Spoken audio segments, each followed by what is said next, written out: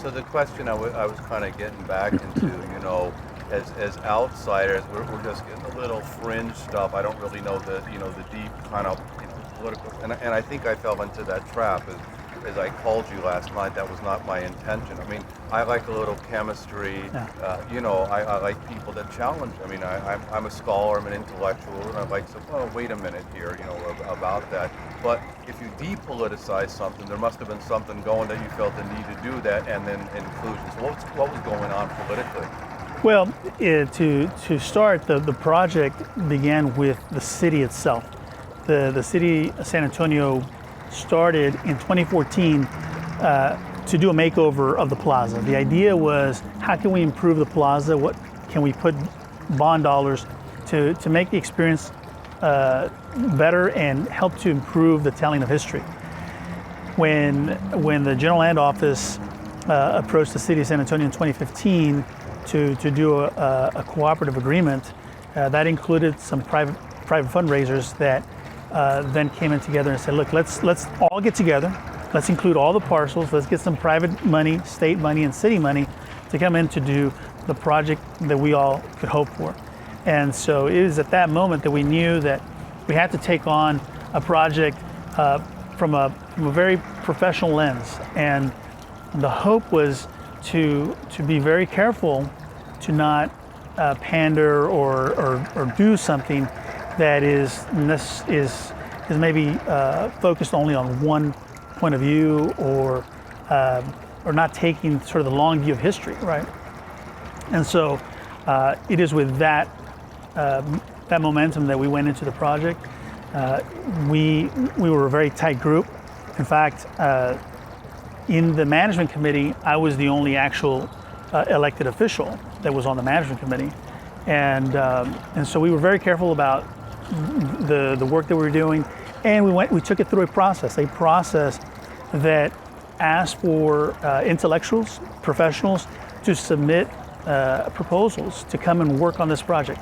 So we have, as you mentioned, we've incorporated the best architects in the world, landscape architects, archaeologists, historians. You're an architect yourself, correct? I'm an architect by trade, but Right.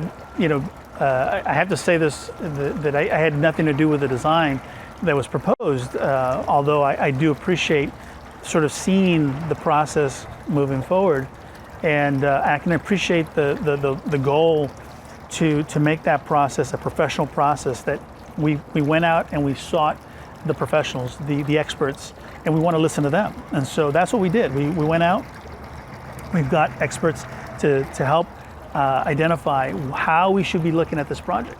And it is through that process that we have seen the project move forward from 2015 to 2019.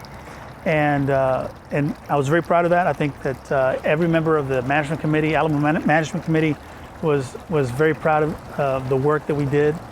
And so the goal is to continue to assure people that this is a place that has a history that needs to be told. It hasn't been told completely. Let me ask you this on the subject of inclusiveness. What kind of other voices should be included here? I mean, what was the goal of the inclusiveness? The goal of the inclusiveness is to provide the platform which we could launch a world-class museum. Right. That world-class museum would house or have the responsibility to house all the history and gather that history from all corners that existed and all layers that existed.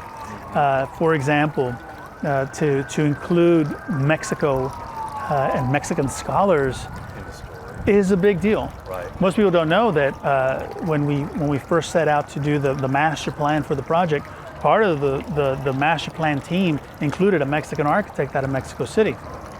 That's inclusiveness, because it also speaks to understanding, the different interpretations of how we do our projects, and how we're open to anybody who is capable and has the ability to contribute to this project. That includes making sure that we're telling all the histories of the Native American tribes that existed here and got pushed out of here. Those that have remained, we continue to tell those stories. Continue to tell the story of, this was a mission. Well, this was not the 1718 mission. This is the 1724 mission. So the 1718 mission is actually located in another part of downtown, and we discovered that one too. However, the key point here is that people come here and they think that this is a fort. It's a mission, and so being inclusive of telling the church's history with why this is here in the first place, and how all that translates into the relationship between the church and the indigenous that occupy this space, how it affected the area. There's 4 other missions just south of here. There's so much to include here that I think is so critical to the telling of this history. Yeah. What's interesting, I have a colleague, his name is John Macias. He's a history colleague of mine, but he's also a docent at the San Gabriel mission. And one of the things that he says, he did something for PBS, it's called Borderlands, and he said often people come just like this, and my God, this is a beautiful place, it's a garden, it's so peaceful. And he says it really wasn't perhaps for those, the indigenous population that were going here. Obviously this is much later, and that needs to be included. I don't know, one of the things that I've argued lately is the 1836 project seems to me, from my point of view, a project that would really focus on the achievements of white people in the creation myth and negating those civilizations that we that you just spoke about before. Mm-hmm. All the, one of the questions that Andres Tiarina says, who are the first Texans, right? So if you negate the civilizations that have been there for 14,000, we're not including them. We're not including, one of the things that Raymond Hernandez of the Tabilam Nation likes to say, we were the first Catholics. We were the ones, the indigenous population that got converted to Catholicism. And I'm not telling you anything you don't already know, but the idea of indigenous people being buried, in the Alamo and things of that nature. I thought that, as I said, that Professor Tiarina on the Tejano achievements was unreal. And so, my whole idea when I spoke to you was about inclusiveness. It was about inclusiveness of a variety of voices, not necessarily the ones that I agreed with, but just, I'd like this person to tell me. And Bruce Winters just gave us his opinion of the stuff in the Alamo. We had a big discussion, for example, which always happens, that these people gave their lives for liberty and freedom and from an oppressive Santa Ana government, and then perhaps the idea of slavery is not part of the narrative. Did you come here for slavery? Did you come here for a land grab? Are these things mixed? There's lots of questions that come up in the story. Yeah, well, what's also critical in telling this story is how many times this happened. And, we like to say that this was a battle for independence. When people started injecting words like freedom or liberty, that's not the. Those are things that are not necessarily in line with what we were hearing. We were hearing, this is about independence from a existing state, right? So we know Mexico went through different transitions, but people, may not know that there was a battle just south of here that would have happened in town if not for the residents that lived here in San Antonio. Back in 1810, they had the Battle of Medina, and that's when most of the residents and the men, I should say, the men and boys went about 1,200 just south of 20 miles south of here and battled for independence. Unfortunately, they lost, and that is a critical battle, a battle that speaks to the fact that it wasn't a new idea to have independence. This just connected to something else entirely over history, because quite frankly, this then led to the Texas Revolution.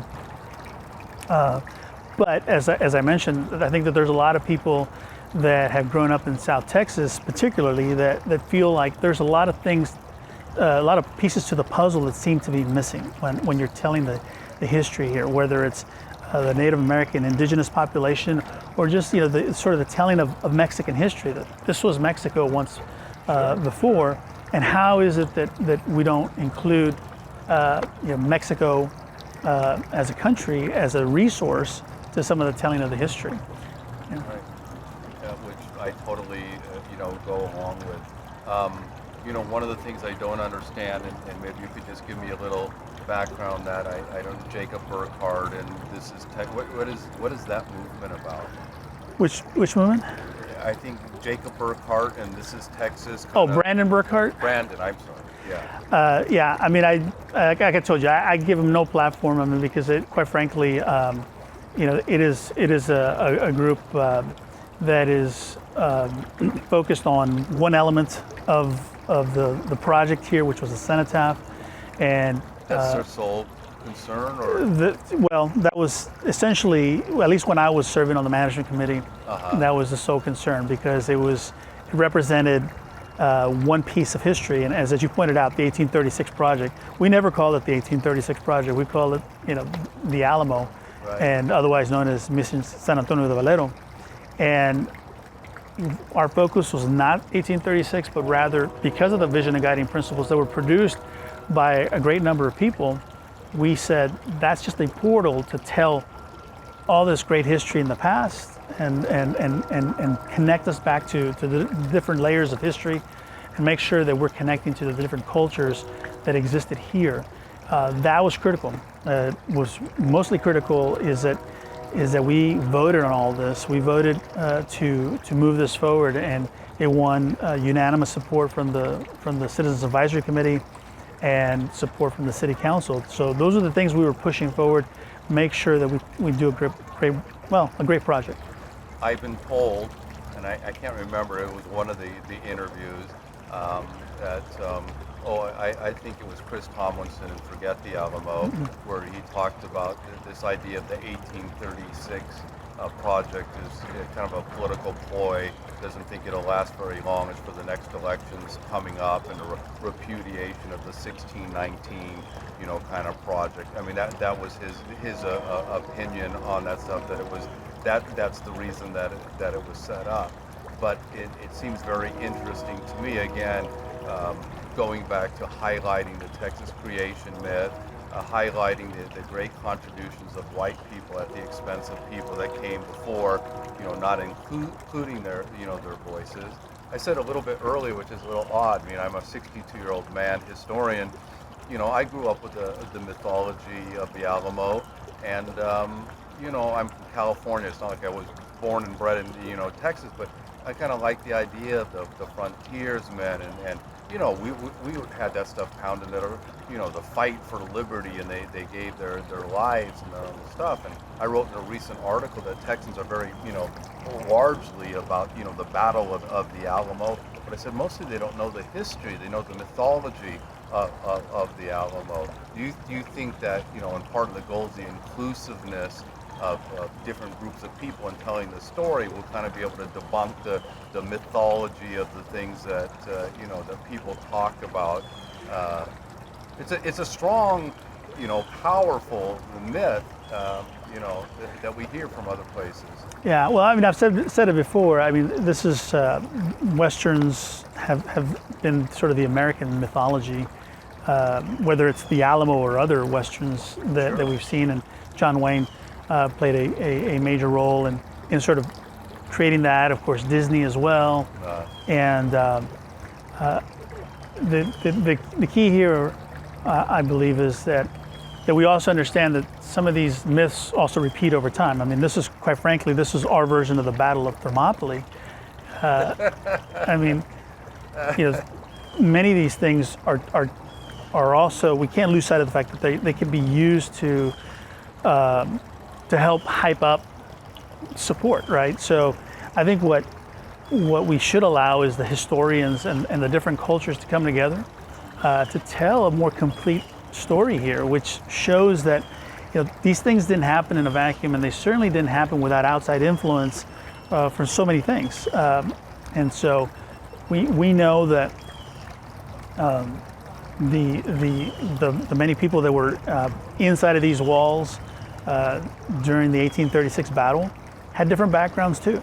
Sure. And that's worth exploring. One of the things that I learned, and I think I fell into that trap, is that somehow seeing Tejanos as a monolith, like, oh, the Tejanos did this and the Tejanos did this.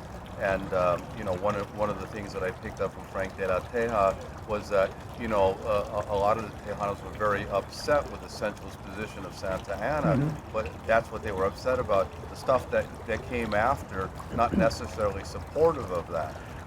And what I got was this great variety and complexity when you talk about Tejanos. They had all kinds of goals and aspirations and intermarriage and understood economically how to rise. So I think I was kind of cautioned, when you talk about Tejanos about that. I think the other thing with the Frank Tijerina that just blew me away is that all the contributions that we had from Tejanos that were basically taken over by the Anglos. We're talking about land rights, we're talking about water rights, we're talking about culture, we're talking about horses and things like that.